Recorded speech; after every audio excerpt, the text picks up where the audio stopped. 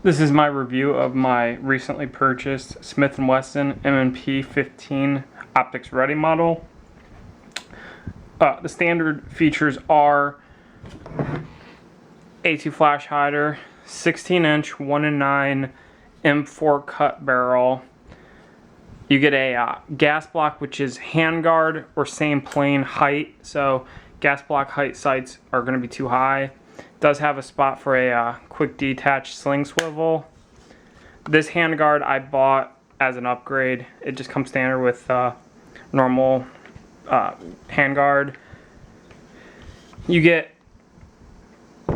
no rear sight as well, so again you're gonna have to get your own sight. I put a Badger Ordnance Gen 2 extended charging handle latch, as well as MOE trigger guard and MOE grip. Smith & Wesson's warranty is only a year. I got it because it was at the gun shop. It was a little over $900 after everything was rung up, tax and everything. And my gun shop I bought it from offers a lifetime warranty on all their firearms through them.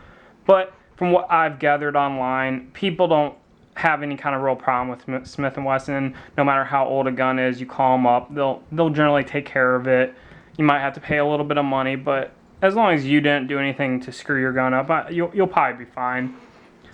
And of course, you do just get the standard collapsible stock. It is an M4, mil spec buffer tube, as well as you do get M4 feed ramps. It is staked, as you can see. There's a stake there and a stake there, which they actually nick the receiver a little bit. No biggie. I just put a little black paint over that. No biggie. Let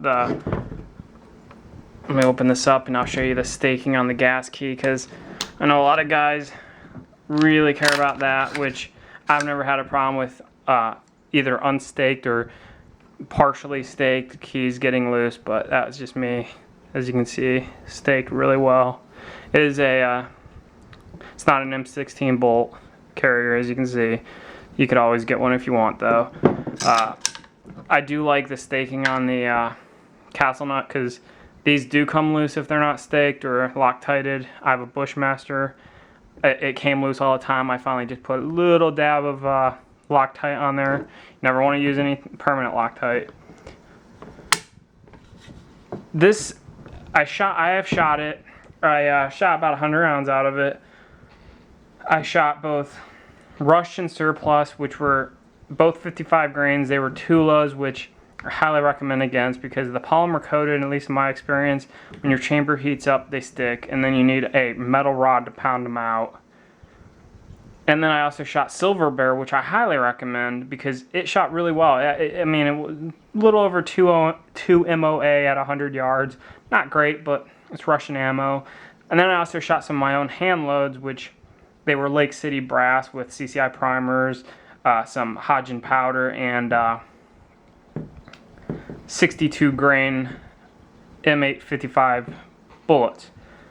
I mean, it's not by any means match grade bullets or anything like that, but you can control it. And I got about an 1.25 inch group with a red dot. Keep that in mind, this was a red dot. I was shooting my red dot down there and I was getting that. So it is accurate. The barrel's good. The 1-9 twist barrel, as long as you're shooting 55, 62, 63 grain, you're fine.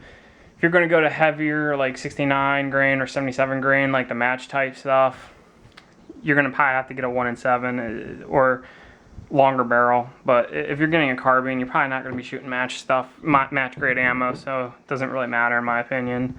The trigger, it's not anything special. It's just a mil-spec type trigger. About mine, I put a gauge on it. It was like 7.25 pounds, so a little heavy, but it's clean. It breaks real nice. There's no creep or take up. Single stage. The fire and safety selector is very, at least on this one, extremely positive. Like, it really clicks when you select it. I'll show you. I don't know if it's just mine, but say I have a Bushmaster, and that thing you can flick by accident and not know it. There's no way. So very nice. I like it. I shot it.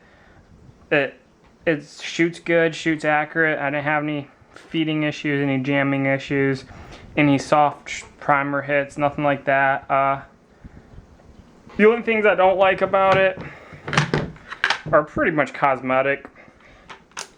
Like I said, I kind of wish I could just get I don't like import cut barrels. I wish it was just medium contour all the way up. This doesn't do anything. I'm never going to get a 203 grenade launcher. I don't need this.